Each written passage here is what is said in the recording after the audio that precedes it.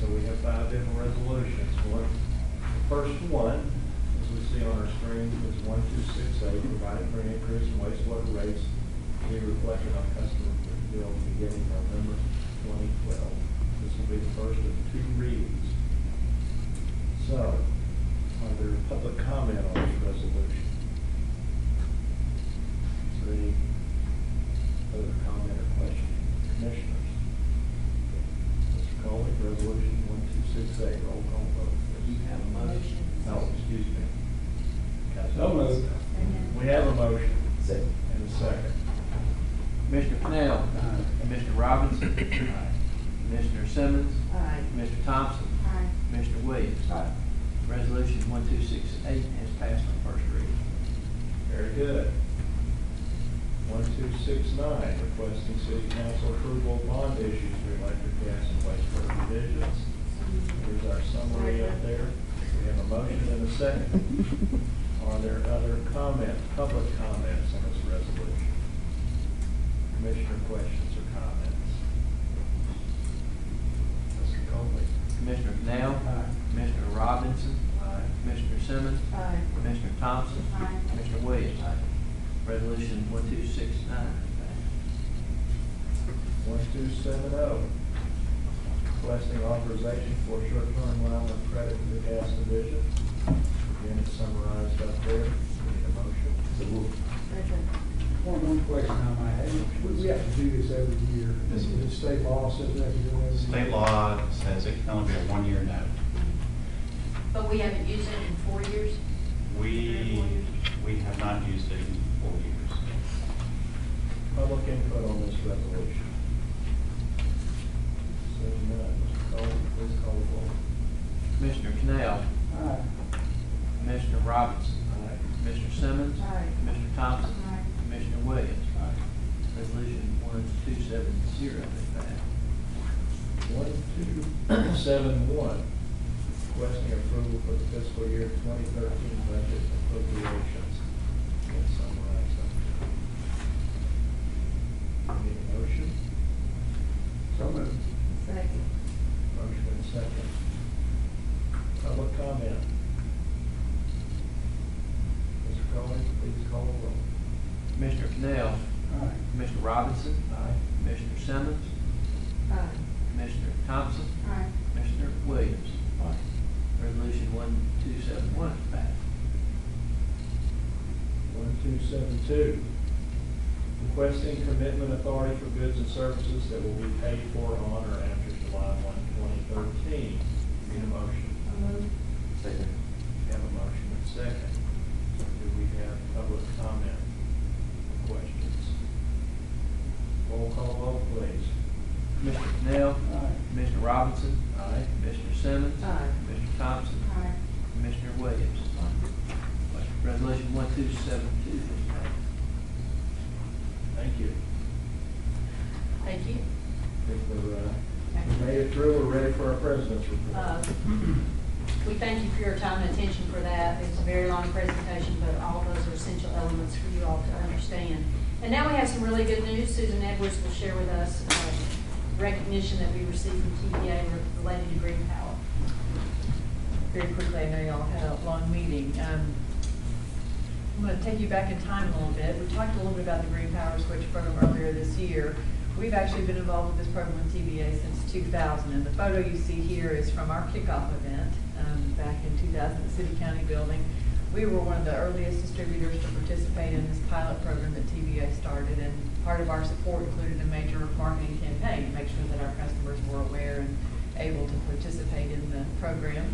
And as a result, they have led in participation with this program from the very start, both in the number of customers we've had and the number of green power blocks that they've purchased.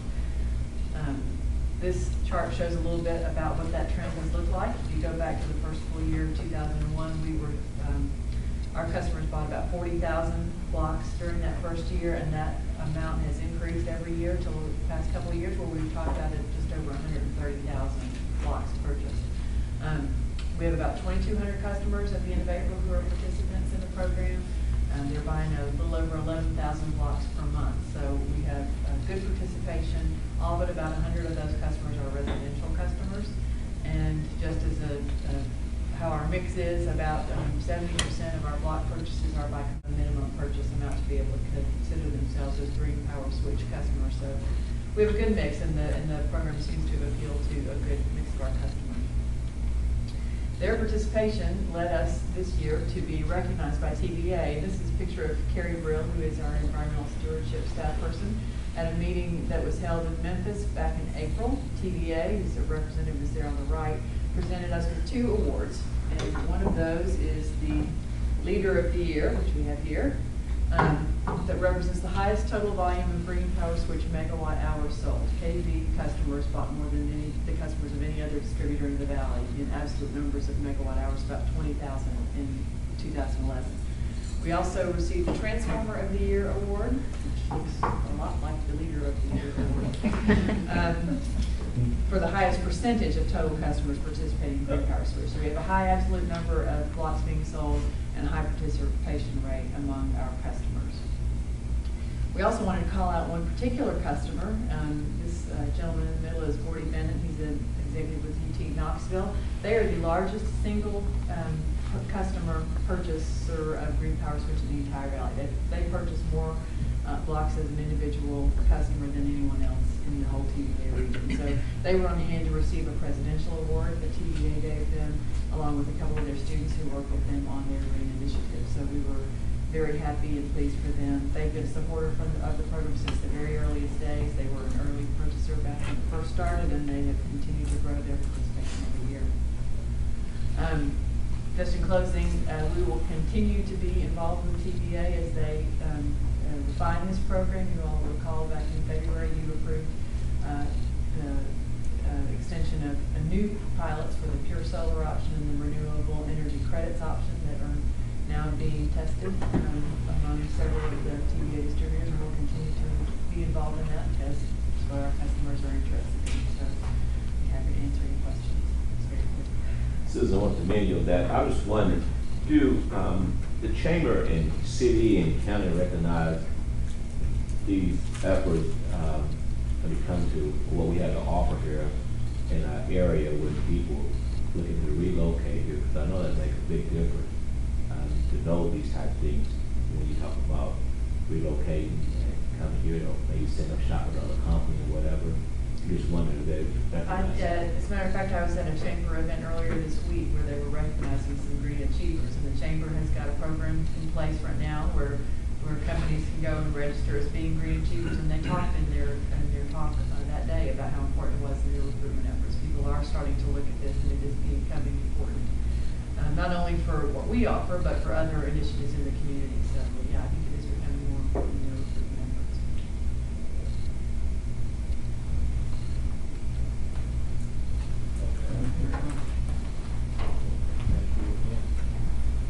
That's all the business we had today, but I do have a couple of announcements, and I'll embarrass a few folks. I mentioned last month at the board meeting that Pam Jordan, our manager of communications, was planning to retire, and she has made that official and will retire early next month.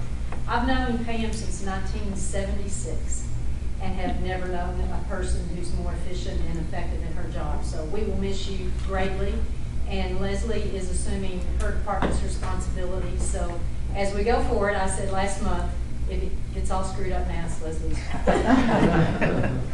What I do have today, though, is a new announcement that Wayne Loveday is leaving us in June. Wayne has been here for 47 years. He started when he was 6, right? Pretty close. He truly started directly out of high school, and he has been a critical part of KUB in many, many areas. I think the most significant thing that we learned as we were preparing for Wayne's retirement lunch a couple of days ago was that when he applied, he put on his application that the question was, what do you want to do at KUB? And he said, just anything. Well, it truly has been just anything. We've looked, and over his 47 years, he has held 26 different assignments. So he is a flexible person. He is a person that's always said yes to whatever needed to be done. But I think Wayne's greatest strength has been his commitment to public service. He understands the importance of his role in interfacing with our customers and serving our community, and we're indebted to Wayne and wish him great happiness in retirement, but we'll miss he and Pam a great deal. Thank you.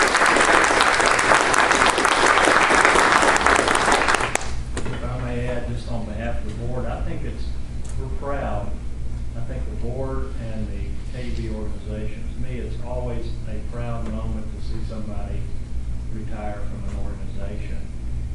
For a couple of reasons. One is, as Smith had mentioned about that person's commitment to the organization, in this case, public service, along with a career.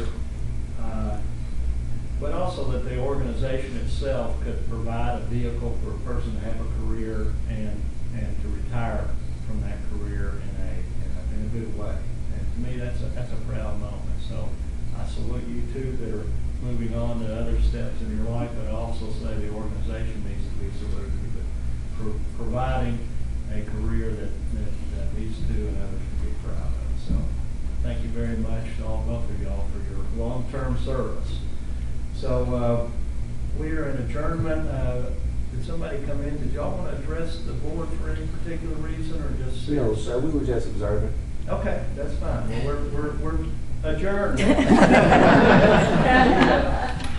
We will have a lunch session across the hall that's open to the public, otherwise the meeting